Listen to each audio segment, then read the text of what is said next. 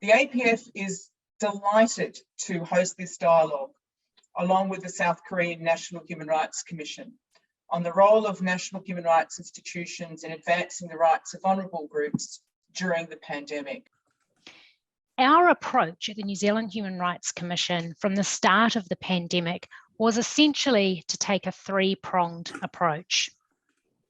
We provided advice to government, we monitored and held to account the actions of government, and we engaged community voice and spent a lot of time in our communities.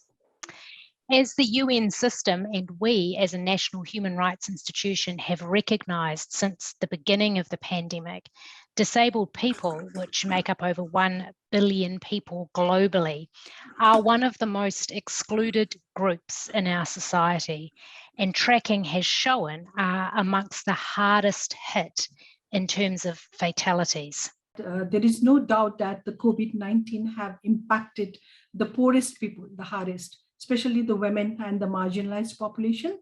COVID has hit the women mostly who were working in the informal sector. In Nepal, actually, more than 70% of the population are engaged in the informal sector, and majority of them are the women who are engaged in the informal sector, are engaged as unpaid care work.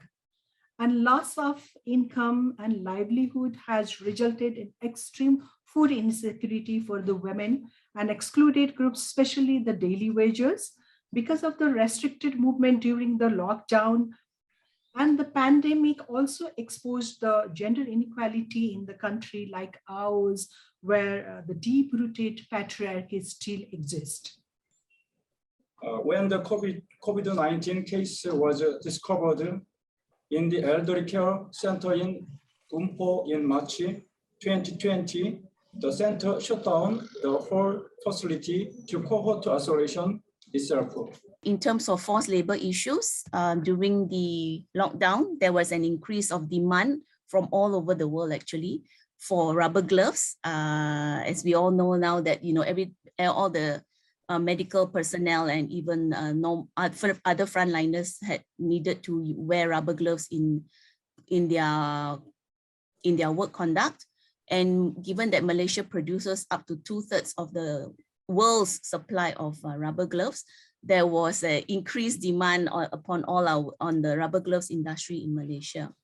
Even before the pandemic, there were already complaints of forced labor issues in this industry. However, the pandemic made it worse.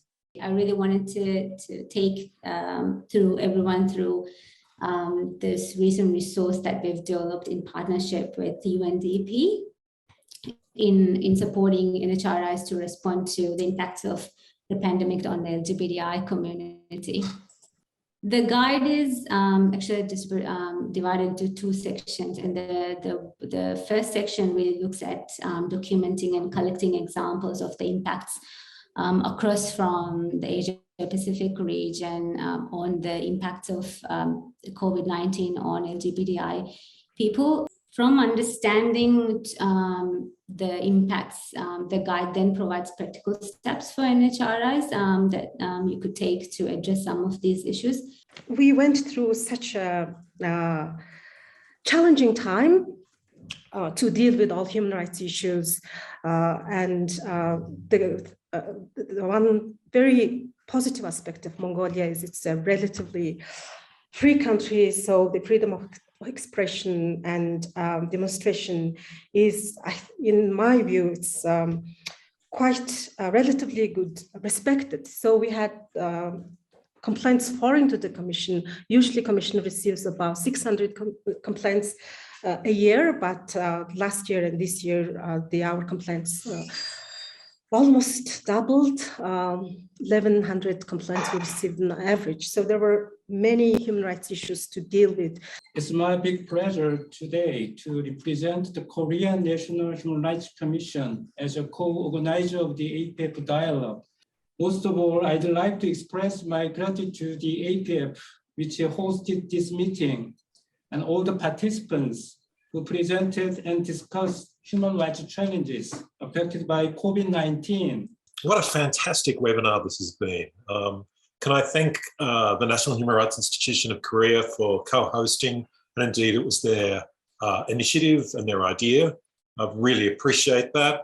Thank you to all of the speakers. It was really fascinating to hear the work that was being undertaken.